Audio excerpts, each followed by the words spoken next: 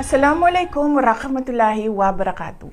Madayaw ug maayong adlaw kaninyong tanan. Magandang araw sa inyong lahat. Sa ating mga kababayan sa iba't ibang panig ng mundo, ako ay nakikiisa sa inyong maligayang pagsalubong ng bagong taon.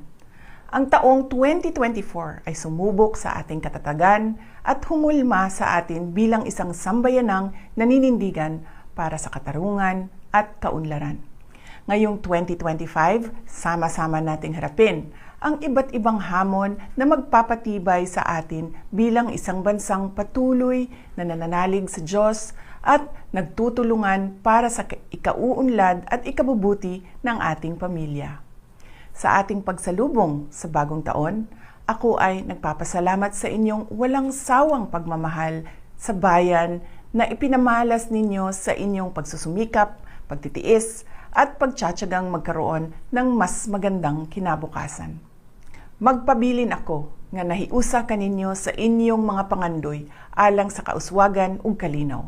Atong atubangon ang bagong tuig uban ang paglaom nga ang tanan natong mga kalisod ug mga paningkamot sa ngadtong-ngadtong makahatag og positibong kausaban. Ang lahat ay para sa Diyos, sa bayan at sa bawat pamilyang Pilipino. Happy New Year sa inyong lahat. Syukran.